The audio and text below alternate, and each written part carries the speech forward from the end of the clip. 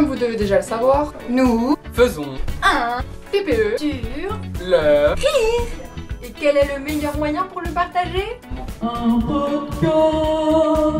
Un podcast est un nouveau procédé pour faire rire qui s'est répandu de par sa démocratisation de l'internet et porté par un site internet YouTube.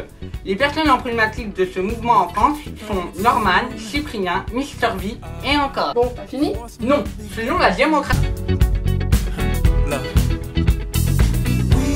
Tout d'abord, retournons aux origines du rire. Aristote dit: nous sommes les seules créatures à rire. Excusez-moi. Oui? C'est vrai? Eh bien, des études semblent dire que les primates auraient des agissements similaires à nos rires. Ils joueraient, se chamailleraient,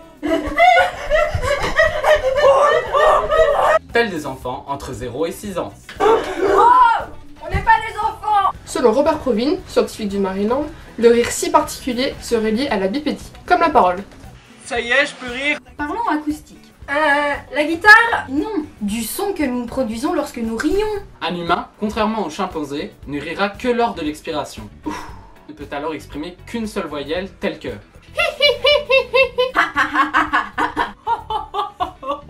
En outre, le rire est un comportement universel, humain et naturel qui ne nécessite aucun apprentissage. Mais alors, qu'est-ce qui déclenche le rire? Dans un premier temps, les causes physiologiques, c'est-à-dire tout ce qui se rapporte au physique, de façon immédiate, sans être voulu ni pensé. La façon plus ancienne est sûrement les chatouilles. Nous sommes tous plus ou moins sensibles. Par exemple, moi, je suis extrêmement chatouilleuse. Elles sont pratiquées à l'aide de doigts, de plumes ou de pinceaux. Les récepteurs de la peau impliqués dans le rire sont ceux de contact et de toucher. Les filles sont plus sensibles que les garçons sous la voûte des pieds. Il existait au Moyen-Âge une torture qui consistait à enduire les pieds de sel et à les faire lécher par une chèvre.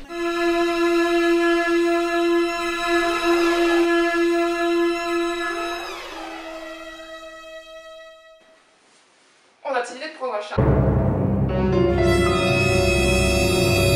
Et puis on s'est dit qu'il préférait manger du pâté.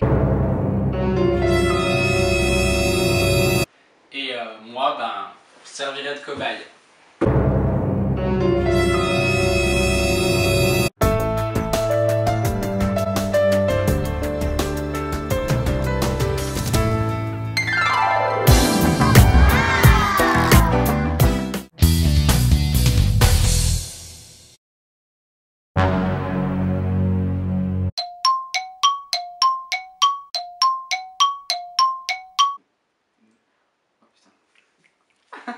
Je m'entends rigoler.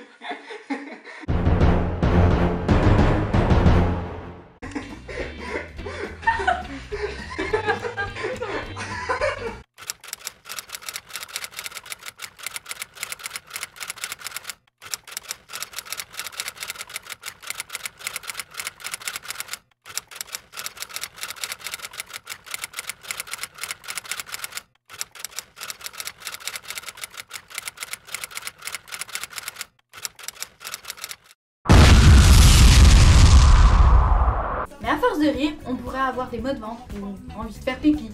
Axel? Oui?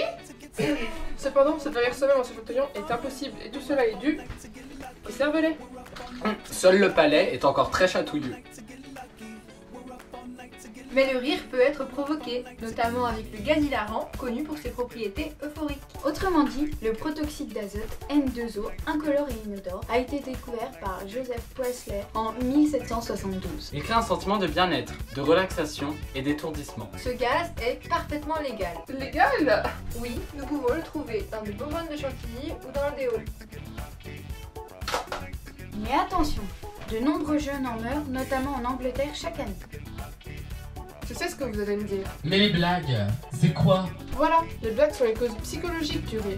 Il existe deux types de blagues. Les blagues cognitives qui font réfléchir, c'est pour ça que certains ne les comprennent pas. Et les blagues phonétiques qui sont liées au son, donc par exemple avec un jeu de mots. Billette. Merci.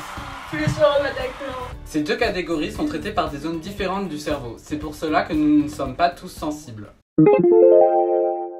C'est donc l'histoire d'un chasseur qui, en se promenant dans la forêt, tomba sur le corps de l'un de ses amis.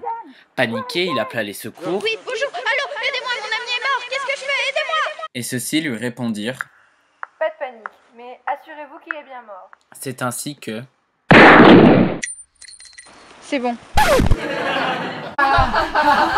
Je crois qu'il est temps de parler de fou rire. On parle de fou rire quand l'envie de rire est insoutenable. Donc, le fou rire serait une perte de contrôle de l'esprit sur le corps.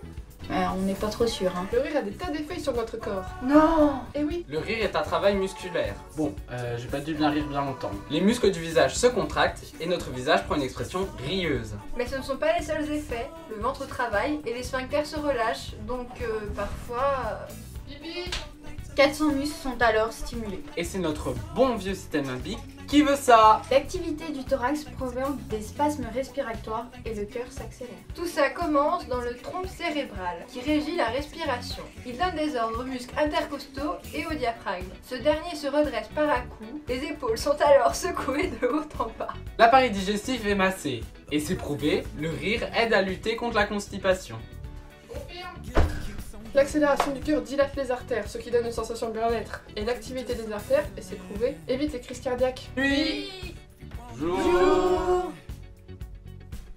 Nous avons d'ailleurs réalisé une expérience consistant à prendre notre fréquence cardiaque lorsque nous rions. Nous avons donc ri dans un cas de rire forcé, de rire dû à une cause physiologique, dans ce cas-là les chatouilles, puis d'un rire dû à une cause psychologique. Nous avons montré à notre cobaye une vidéo humoristique. Ces expériences furent très concluantes, bien que bizarres. Mais dans tous les cas, la fréquence cardiaque augmente. La respiration accélérée améliore le système immunitaire. Mais de nombreux muscles se relâchent. Ceux de la nuque, de la mâchoire et des jambes. Le rire a des effets sur notre cerveau. Le rire lutte contre le stress. Il réduit l'anxiété et les états dépressifs. Rire permet aussi un sommeil meilleur. Le rire fait donc du bien, et c'est pour cela que depuis peu, il est même utilisé comme thérapie. Et oui, Jamy, le rire soigne. Enfin, pas tout non plus. Donc, qu'est-ce que la thérapie par le rire? Eh bien, la thérapie par le rire sert à réduire la perception de douleur et à contribuer au bon fonctionnement du système immunitaire. Elle améliore les fonctions pulmonaires des personnes souffrant d'asthme et l'état mental des schizophrènes. Et évidemment, elle réduit le stress. Le rire soulagerait même les problèmes de peau. Mais alors, d'où vient-elle? Eh bien, les Grecs de l'Antiquité riaient déjà 15 minutes par jour pour leur santé. Et c'est en 1980 que le premier clown fut aperçu dans un hôpital. On découvrira que le rire aide à mieux vivre l'hospitalisation. On peut alors citer l'exemple du rire médecin qui envoie des clowns dans les hôpitaux. Cette thérapie est appelée gélothérapie. C'est gélothérapie. Elle est de plus en plus populaire et de plus en plus utilisée, car plutôt efficace. C'est ainsi que des clubs du rire se sont implantés partout dans le monde après leur naissance au Québec. Bonjour et bienvenue dans ce nouvel épisode de Enquête spéciale. Aujourd'hui, direction Québec, où nous retrouvons Bernadette, Angelina et Brian, qui nous ont ouvert les portes de leur club du rire. Depuis des années déjà, de nombreux inconnus se retrouvent en ce lieu pour rire ensemble, tels de parfaits psychopathes. Mais quelle place a le rire dans notre société? Tout d'abord, le rire nous permet d'être unis, de créer des liens sociaux. C'est ce qu'on appelle la cohésion sociale. Salut, tu veux créer un lien social? Oui, allez, Bonjour, nous sommes la cohésion sociale. Le rire rapproche les gens. Il est d'ailleurs contagieux, comme le bâillement. Nous rions 12 fois plus en groupe que seul. Ah ah. En effet, notre cerveau est naturellement neurosocial. Lorsque l'on voit quelqu'un rire ou sourire, nos muscles se contractent par réflexe. Comme on peut le voir sur la vidéo de l'expérience, nous nous sommes tous mis à rire de manière incontrôlable. De plus, le rire nous rapproche, car il dépasse les barrières de l'âge, de l'origine et de toute autre différence. Le rire transmet un message de paix et de joie. C'est là, frère. L'humour dépend notamment des cultures. En Corée, par exemple, il est nécessaire de prévenir ton interlocuteur si on fait une blague, car ils risqueraient de se vexer. La personnalité et le passé doivent être pris en compte. Des personnes vont avoir beaucoup d'autodérision, tandis que d'autres ne sauront pas rire de leur vécu ni de leur complexe. De plus, l'humour dépend de l'âge. Ce qui fera rire nos parents ne nous fera pas forcément rire. Mais peut-on alors rire de tout? Cette question revient souvent lorsqu'on parle d'humour noir. Comme diraient des proches, on peut rire de tout, mais pas avec tout le monde. Il existe manifestement des limites, légales ou morales. Mais légalement, peut-on rire de tout? Il n'existe aucune loi pour le rire, mais on peut lui appliquer les lois de la liberté d'expression. La liberté des uns s'arrête là où commence celle des autres. Le rire peut donc être condamné, par exemple lorsqu'il y a diffamation publique. On en vient alors aux limites morales. Elles sont propres à chacun et chaque individu définit de ce que l'on peut rire ou non. L'humour peut être également censuré lorsque celui-ci est utilisé afin de faire passer des idées radicales telles que l'antisémitisme. Ce qui fut le cas pour Dieudonné. En outre, on peut dire que les blagues sur les blondes, par exemple, sont risquées car on s'en prend à un groupe de personnes. On peut donc presque rire de tout. Une société sans rire est-elle envisageable? Peut-on imaginer une société qui ne rirait pas? À la suite de l'épisode du 7 janvier 2015 et de l'attentat envers Charlie Hebdo, symbole de la liberté d'expression par le rire, nous avons pu assister à un soulèvement de mobilisation historique et planétaire. Le rire est donc quelque chose qui semble essentiel dans une société. Même si nous savons que les sociétés rient de moins en moins, le rire reste incontestablement nécessaire à la vie de chaque être humain. C'est la société elle-même qui se bat pour le conserver. Believe me, just watch.